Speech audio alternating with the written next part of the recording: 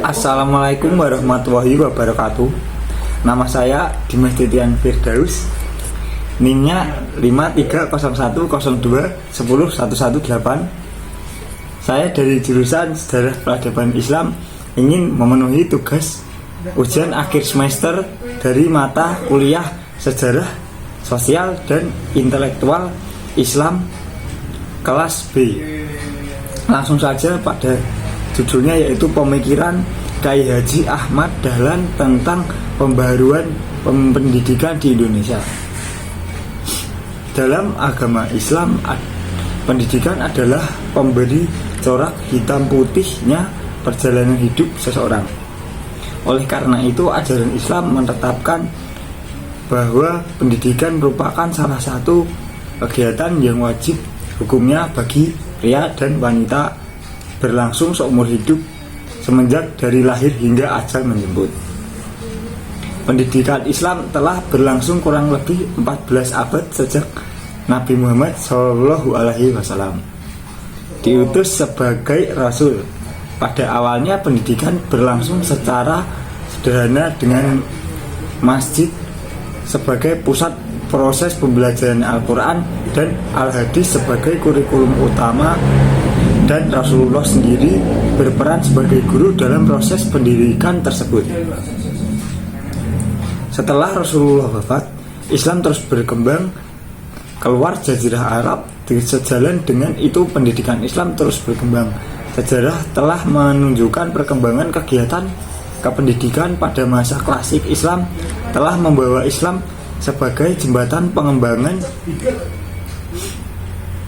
keilmuan dan dari keilmuan klasik ke keilmuan modern.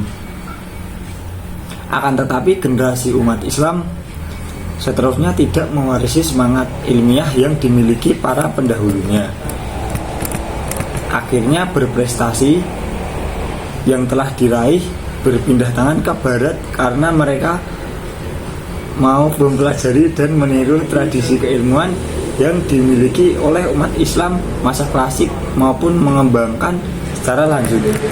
Kemudian berawal dari kemunduran yang dialami umat Islam pada masa itu, dan Barat makin menunjukkan eksistensinya sebagai pusat peradaban utamanya sejak pendudukan Napoleon di Mesir pada tahun 1798. Maka muncullah pemikir-pemikir Islam yang tersadar bahwa saat itu sangat terbelakang, maka mereka melakukan sesuatu gerakan yang menghasilkan suatu gagasan yang berhasil membangun umat Islam dari keterpurukan itu.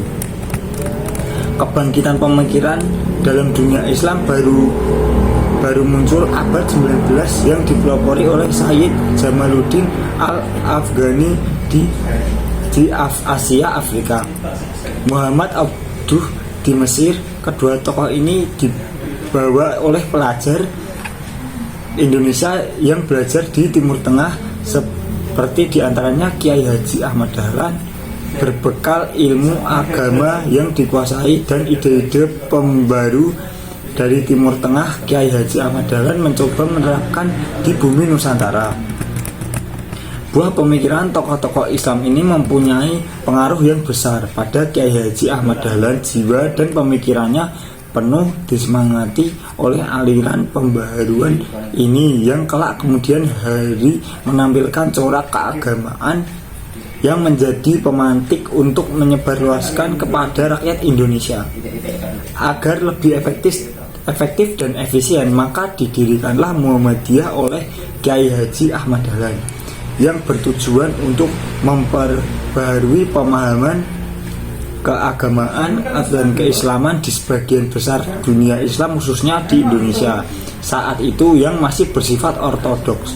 Proses-proses pendidikan yang berlangsung dalam Muhammadiyah lah yang diterapkan pendirinya, sehingga dinamika pendidikan di Indonesia berkembang pesat. Namun banyak para pendidik atau orang yang berkecimpung di dunia pendidikan Islam tidak mengenai sepak terjang Muhammadiyah dalam bidang pendidikan dan bagaimana kontribusinya dalam pengembangan pendidikan Islam di Indonesia.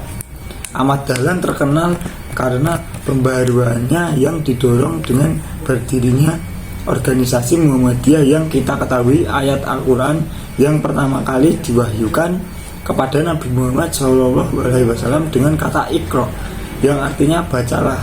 Dari sudut pandang tersebut, Ahmad Dahlan kemudian menyatakan bahwa mencari ilmu itu merupakan kewajiban. Ahmad Dahlan tidak hanya dikenal sebagai pembaharuan tentang pemahaman di bidang keagamaan saja, yaitu pemahaman yang masih kental dengan sikap takhayul, bid'ah, dan curafat atau singkatan.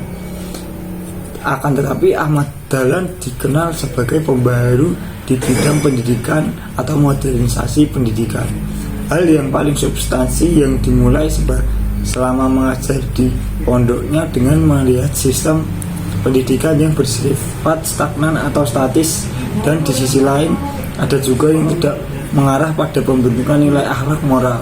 Akhirnya pemikiran Ahmad Dahlan tentang pendidikan dinilai banyak mendapat pengaruh untuk negara Indonesia.